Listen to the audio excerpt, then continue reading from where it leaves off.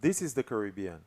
It is home to 44,763,966 diverse and capable people, as shown by the live update of the Worldometer at the end of 2023.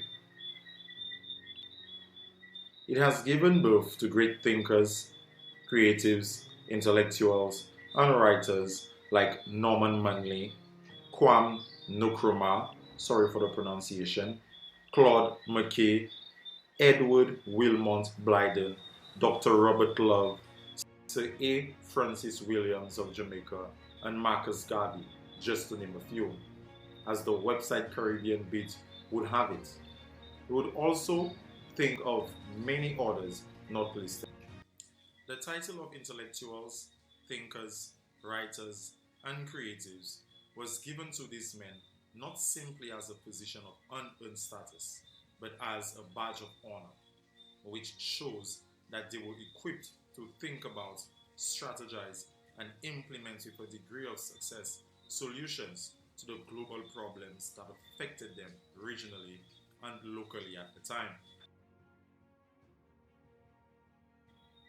Watch Derek Walcott discuss Port of Spain's cultural melting pot, an idea that transforms the old world into the new world we are transitioning into. Something we wrestle with today, and we call it pluralism. You talk, I think, of something I read in a review of one of your books of poetry where someone said that miscegenation, mixture of things, is the key to the modern world. Mixed descent, mixed race, mixed English. Do you think that's an apt description? Yes, because in one city of Port of Spain, which is a cliche, but every culture, every continent of the world is represented in that one city. And not just as a sort of detritus of slavery or indenture, actively represented by the Hindu religion, by Muslim religion, by Chinese, Indian, Syrian, Lebanese, white, black. It's all there in a very small area of one of the capital places in the Caribbean. The day-to-day experience of that has become so habitual that nobody makes distinctions about saying, oh, this is Chinese, oh. So there's no concept of miscegenation. There's a concept of rather a whole, people can look at it as a bastardization. Some people can look and say, oh, well, Africa has lost its dignity because it's all mixed up with China, and China has lost its identity. But what is the identity? The identity is in the very ferment and crisscrossing of those various cultures within one very compact city. This man was well ahead of his time. As we listen to the points and explanations about the topic the interviewer pressed him on, it was important to understand that he was speaking of a time to come and the new model that will make it possible. As we look around in our world today, his analysis appears to be flawless. Historically, we have had great thinkers in the Caribbean. We understand fundamentally that the world's systems are more connected now than ever before. That was made objectively clear during the pandemic. What I really wish to discuss here on this channel are the ideas that rule the global order of our time and their historical basis. You might be wondering why it is important to understand these ideas. I would say because ideas are powerful things. Listen to Myles Munroe explain the power of ideas. He said, I will give you the keys of the kingdom of heaven. First of all, keys are precepts. A precept is a thought. Everybody say thought. But precept means original thought. Matter of fact, the word sept means thought or idea. Precept means the idea before the idea. It's kind of a weird concept. It means the original thought that created the thought. That's why a precept is before a concept. A concept is a thought conceived. A precept is the sperm. I went too fast. Okay. Ideas don't always stay in your mind. They're like sperms. But once they lodge and conceive, they become a thought. If you leave them there, they begin to incubate and become a concept. And if you ever decide to bring them to full term, they become a belief. And according to your belief, you become. We need to be very careful about the ideas we allow to guide our beliefs. Even the Bible warned us of this in Ephesians 6:12 when it said, "For we wrestle not against flesh and blood, but against principalities, against powers, against the rulers of the darkness of this world, against spiritual wickedness in high places." This is basically speaking about ideas. In this video, we are going to wrestle with the idea of communism as one of the ideas of the new globalized order that we see unfolding before our eyes. We are seeking to answer the questions of which political idea will lead the global order, and how much must humanity sacrifice to achieve ideas created by the thoughts of man. Is it the collectivism, state ownership idea of communism? Let us investigate. We shall define this concept using the words of its strongest proponents in order to fully comprehend it. One of them is Friedrich Engels, who was a German philosopher, political theorist, historian, journalist, and a revolutionary socialist. As documented by Encyclopedia Britannica, he was also a businessman and Karl Marx's closest friend and collaborator. He wrote a book, The Principles of Communism. In this book, he outlines very clearly that communism is the doctrine of the conditions of the liberation of the proletariat. What is the proletariat, you might ask? He also explained that the proletariat is that class which lives entirely from the sale of its labor and does not draw profit from any kind of capital, whose will and woe, whose life and death, whose sole existence depends on the demand for labor, hence on the changing state of business, on the vagaries of unbridled competition. In a word, the proletariat is the working class of the 19th century. It is important to note that he also co-authored the book The Communist Manifesto with his close friend Karl Marx. And in this book, they outlined that the history of all headed to existing society is the history of class struggle. From freeman and slave, patrician and plebeian, lord and serf, guildmaster and journeyman. In a word, oppressor versus oppressed. The idea got traction because they worked on the psyches of individuals at the time who legitimately felt that, as the working class, they needed to own or have shares in production. So this idea was implemented in many countries and states with very poor results. This is the communist vision. Karl Marx lays out that when capitalism is overthrown, there's a transitional period where most lands are transferred to the state. There's still an income disparity, but that disparity goes to the government in the form of massive taxes, where it will then be doled out to help reduce income inequality. Credit, communication, and transport will be centralized by the state, which is designed to mean individual enterprises won't have a chance to steer the economy as big banks and big cell phone monopolies do today. Abolition of the right of inheritance means that when you die, you can't pass along everything you own to your kin. This helps to make it so everyone is born with equal chance of opportunity, and it's also healthier to have the wealth be redistributed after someone's death than during their life.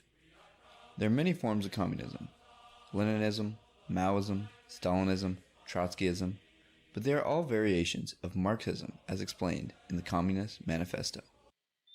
All these variations were developed and implemented, but all failed at different points. The furthest humanity have gotten with this idea is to the point when government got all the power, making one man in charge, and his human love for power made him keep all the power to himself. Some examples of this are Stalin in Russia, Pol Pot in Cambodia, Mao Zedong in China, and many others, just to name a few. Because of all these failed attempts, the communist philosophers created a sleight of hand. They rebrand communism as neo-Marxism or cultural Marxism. This is why we hear about the culture wars happening now in the West. which gives rise to identity politics, where the oppressor is now fundamental human truths that we express in culture. For instance, the differences between men and women. This distorted concept of feminism was developed on the false assumption that the only relationships between men and women are patriarchal and oppressive. Black Lives Matter claim that white people oppress all black people and LGBT are oppressed by straight men. What they are trying to say is that all your failures and lack of discipline should be blamed on something or another race. This idea is the rebranding of Marxism to cultural Marxism, or what they call in the intellectual circles postmodernism. What this means is that they keep the oppressor and oppressed narrative and applying them to our group identities. Jordan B. Cooper, a professor of systematic theology, explains cultural Marxism as a sleight of hand of Marxism. But what's really important about this whole movement and how it affects us today is this: that with critical theory, the ideas of Karl Marx were developed and expanded to relate to all different areas of thought.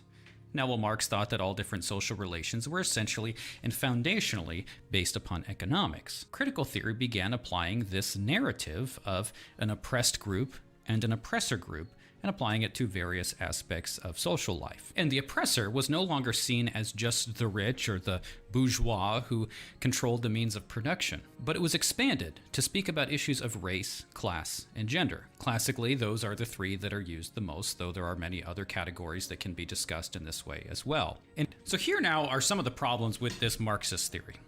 First, it is problematic when people are treated first and foremost by whatever particular group that they are a part of, rather than as the individuals that they are. Now, certainly we have an identity in our groups and communities as well as we do individually, but these group identities do not define absolutely everything about us.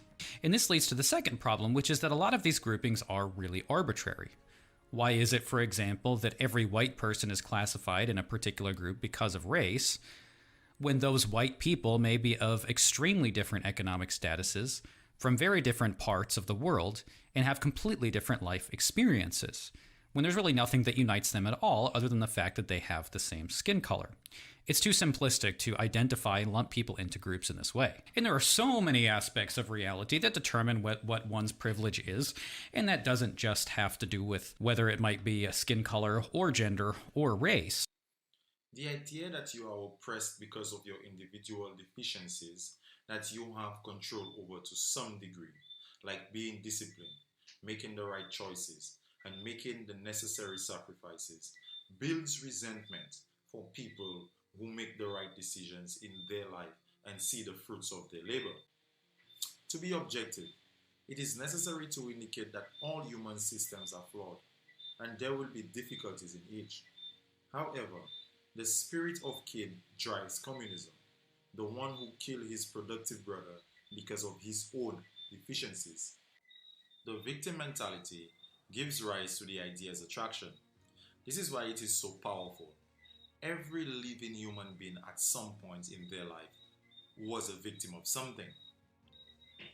The rivaling idea of communism is capitalism, which is simply an economic and political system in which a country's trade and industry are controlled by private owners for profit. Since the Caribbean was once a slave region, we are more drawn to ideologies that derive from the oppressed ideas of communism. The slave owners were indeed capitalists because they bought and sold us as commodities. In that light, we can see communism as a solution to the problem of unregulated capitalism. One of the major proponents of communism, Vladimir Lenin, wrote a book justifying the need to do away with the capitalist ethos and all that comes with it, which in some degree is democracy. He was a politician, a statesman, the founder of the Soviet Socialist State, and one of the leaders of the international communist movement. In this book, he criticizes capitalism by pointing out that the enormous growth of the industry and remarkably rapid process of concentration of production in ever larger enterprise represents one of the most characteristic features of capitalism that was written on page 16. What this means is that uncontrolled capitalism can create inequality and class problems because the people who own the capital and the means of production will control the market, rigging the social order to benefit them. I agree that this is a problem. What I disagree with is the solution, which is communism, which aims to deliver a classless society controlled by big centralized governments. One of the key principles of communism is the concept of a classless society. This led to a concerted effort by communist governments to eliminate anything that might be representative of class warfare or create class envy. For example, clothing in communist nations was relatively bland and uniformed, and most cars were of the same make. More importantly, the salaries of employees, regardless of the job performed, were all regulated so that each person would earn approximately the same amount of money. The eventual goal of this classless society would be a state in which there was no currency at all, and the government provided food, clothing, and shelter to citizens in equal amounts. In a true communist nation, there is to be no private ownership of property. All property and businesses are owned by the national government. Therefore, all workers are employed by the government. This would also mean that the state controlled all means of producing goods and services, thus allowing the government to control the distribution of those products. This agenda is well on the way. To create a classless system, you must own nothing and be happy, which is the dark side of creating a world with no inequality. How are we going to equalize talent, intelligence, skills, and creative work? And world leaders to get together and scheme up new ways to march us towards a more globalized world. Ideas like NAFTA were born in Davos at their annual meeting. Now, the Great Reset is the name of one of those meetings, and it's since turned into an entire agenda with its own microsite attached to the main World Economic Forum website. And the founder of the World Economic Forum has even written a book titled The Great Reset. So it's very real. Now, the idea is the COVID pandemic has been so disruptive, it's exposed social, political, and economic weaknesses in the Western world. They claim COVID exposed breakdowns in a variety of sectors, from healthcare to education to finance to energy. They claim Western capitalism is the root cause of these issues, and a serious overhaul, a reset of the system, is needed. Never mind the fact that most of the disruption was actually caused by governments shutting down businesses, societies, and schools, and now going a step further and telling people they must be vaccinated numerous times over in order to participate in the economy and society. Governments, no matter what their intentions have been, whether you think it's good or bad, they are the reason for the disruptions. But the Great Reset says either way, it's an opportunity to rebuild society in a way the global elites see best fit. Now, one thing that really stands out is that they're very vague about what this reset means or even looks like. They just insist it will be good for us. And because the reset blatantly blames Western capitalism, we see a lot of right-wing outlets such as Fox News and Breitbart going after the Great Reset, claiming it's ushering in socialism or communism. But as Glenn Beck mentioned later on in his interview with Tucker, he says he was wrong, that it wasn't about socialism or communism, that it's more about enacting a form of government similar to China's. And what does that mean exactly if it doesn't mean communism? Well, it means that you would own nothing. Everything would be owned by, most likely, one of the many World Economic Forum partner corporations, and you would have no privacy. Take a look at this video published in 2016 on the World Economic Forum's Facebook page.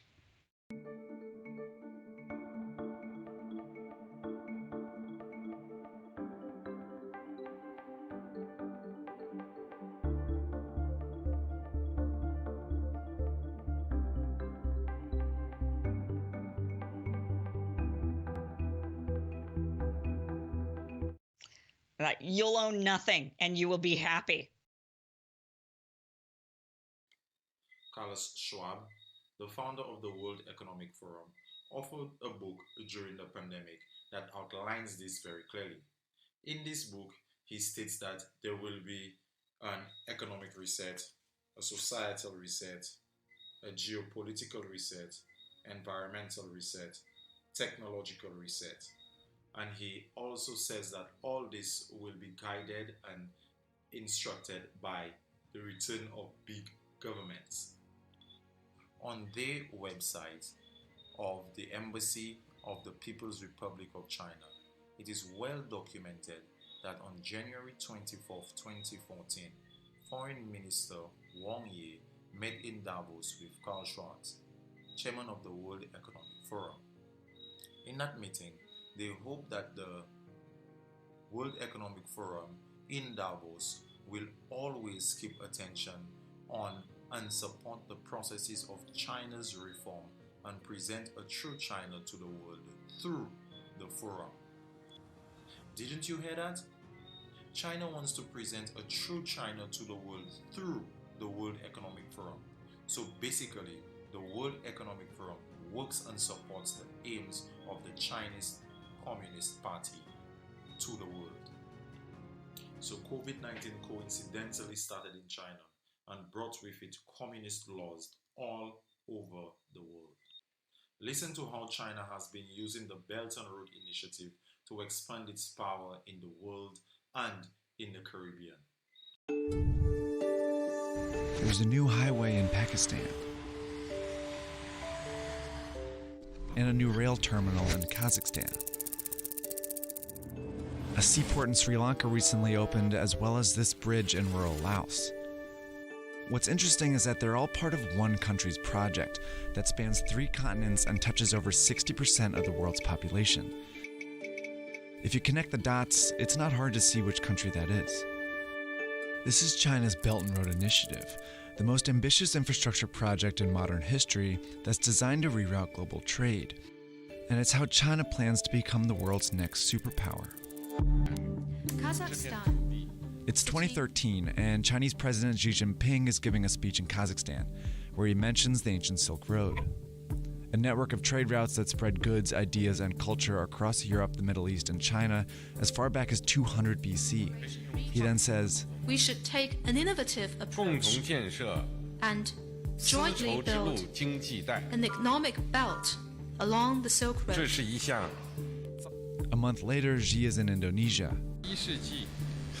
The two sides should work together to build up a new maritime route in the 21st century. These two phrases were the first mentions of Xi's legacy project, the multi-trillion-dollar Belt and Road Initiative, or BRI. They're also the 2 components of the plan. There's an overland economic belt of 6 corridors that serve as new routes to get goods in and out of China. Boston University Global Development Policy Center has published on their website that China's DFI lending to Latin America and the Caribbean from 2005 to 2022 totaled $146 billion, with most directed towards Argentina, Brazil, Ecuador, and Venezuela. Being aware of China's plans for the Caribbean and the rest of the world makes you have a better appreciation for these figures. Step onto a Jamaican construction site and you might wonder, what's with all the Chinese workers? These boots on the ground, part of China's foray into the Caribbean, bringing with it Chinese loans, but also friction. These are the beginnings of a much-needed children's hospital, a gift from China, but one with strings attached. It's their contractor, up to 50% their workers, leaving many in the local industry cut out. At sites across Jamaica, it's often like that, except it's usually a loan, a big one. So they're doing a number of buildings looking very similar to that one. That has engineer Carvel Stewart speaking out. You're saying China essentially loaned money to itself to do work in another country? Well, that's what it did, because it lends you the money, and on the bottom of it, it says the beneficiary is China Harbor Engineering Company. The people who build the roads and do the projects. The people who build the road and do the project. While the infrastructure is needed, the added debt, he says, is not, especially if China's investment doesn't improve the economy in the long run. We will be seeking funds to repay those loans later on without having had the opportunity for the economy to earn from those funds. To understand who wins and who loses, we're hitting the road. Jamaica borrowed $700 million to have a Chinese state-owned firm build this toll highway. 1,000 Chinese were imported to do the work alongside Jamaicans. It's also the first pillar we see of China's strategic plan, an outlet for their labor. And it's hard for Jamaica to say no to China. A country full of dilapidated roads and a government too broke to fix them all. So locals hustle to collect money to pay for cement and do the work themselves. So in short, as you heard, the leader of a communist party that seeks global dominance is giving the Caribbean countries loans that we have to pay back fully, and they send 50% of their workers to work. This means 50% of the money is going back to China via its construction firms. To give you a bit of perspective, listen to the thinking of a senior statesman defending this situation. To put it in perspective, we're heading to meet one of Jamaica's most senior statesmen. Ambassador. Good morning. How are you? Very good. Thank you Pleasure. very much. Very good to meet you. We'll get you right Richard Bernal was Jamaica's ambassador to Washington, now runs a global center at its main university. I know there are cases in other developing countries where they bring in a lot of their own workers. But in this case, the numbers are relatively small and they have been reducing over time. He dismisses concerns over who's doing the work when you consider what Jamaica is getting with the loans. One, the terms are quite generous, long repayment periods, low interest. Secondly, the Chinese are very competitive in carrying out these construction projects. And thirdly, what you find is that it comes with less conditionality than Western aid. To put it in perspective, To really put it into perspective, understand that China is a communist dictatorship that wants to extend their power through economics and ideology, and they loan the Caribbean countries more money than they can pay back with no conditionalities. Listen to how people in the Caribbean have already caught onto this and are trying to fight back against it, while the majority is completely blind about all of this. but in return for its money, China is looking for influence and opportunity, and that is all about location. So this is Little Goat Island? Yes, it is. Goat Island sits directly north of the strategically critical Panama Canal. Yes. And this is where the Jamaican government agreed to allow the Chinese to build a huge port. This is where they want to build a port. But when Ingrid Parchment heard about it, she knew it had to be stopped. I thought, why are we giving away one of our major resources to somebody because they have an idea? Are we paying attention as a region and focusing on our best interests? Do we have a choice in the matter? And why not have a choice in the matter? Isn't it our region is big enough with enough resources to sustain us so that we can have our own sovereignty, our freedom for us to create our own story, and not have to borrow money with or without conditionality? Because a lack of conditionality without a proper payback strategy is itself a conditionality. Wake up, my people.